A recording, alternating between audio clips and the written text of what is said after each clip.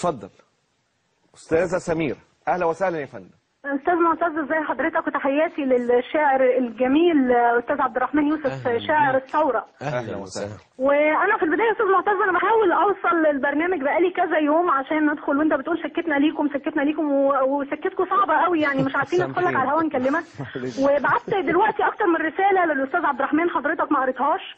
يعني انا اولا في كذا نقطه عايزه اتكلم مع حضرتك فيهم، بس فضل.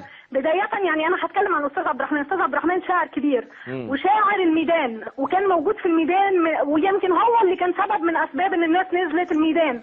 فإزاي يعني لو تسمح لي ومحدش يقفل السكة وأنا بتكلم؟ لا، واحنا ما بنعملش كده. أنا سمعت الأستاذ عبد الرحمن قال إن هو بيتقبل أي رأي حتى لو كان مخالف لرأيه. اتفضل. وده يعني ده الوضع بعد الثورة. اتفضل. الأستاذ عبد الرحمن يعني أنت راجل محترم، وانت راجل طول عمرك من يوم ما نزلت مصر وانت ضد كل الفساد اللي بيحصل في مصر، واتبهدلت وما اعتقدش ان انت حتى لقيت وظيفه تشتغل فيها بالوضع اللي كانت مصر عليه وبالحاله اللي كانت مصر عليها. انا واحده عندي 28 سنه لا اتجوزت ولا اشتغلت ولا لاقيه شغل، ووضعنا كلنا ربنا وحده اللي يعلم بيه. نجيب لك عريس يا سميره. يعني عمرو اديب، الاستاذ عمرو اديب طول عمره بيلعب على حبال النظام، وطول عمره يعني انا مش عارفه اصلا هو ازاي جاله قلب يرجع تاني البرنامج والناس تتفرج عليه. مالناش دعوه يا استاذ جمال مبارك الشخصي بعد اذنك يا استاذه سمير. وكذا. انت رايح تعمل ايه يا استاذ عبد الرحمن؟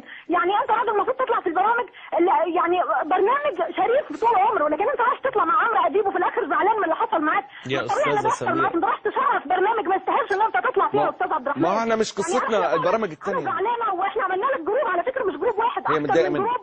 يعني اللي اتطرد هو اللي اتطرد من الميدان، مش اللي اتطرد من برنامج. هو لسه كان بيقول كده. ما اعرفش سلوكه ايه.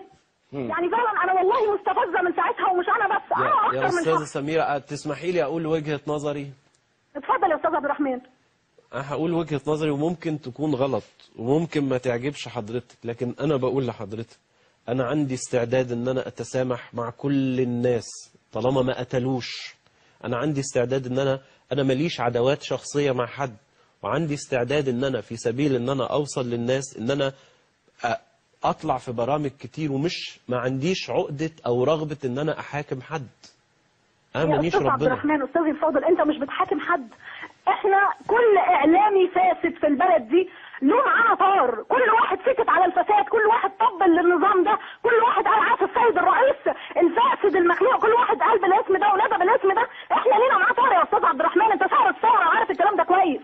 انت عارف احنا اتعمل فينا ايه يا استاذ عبد الرحمن؟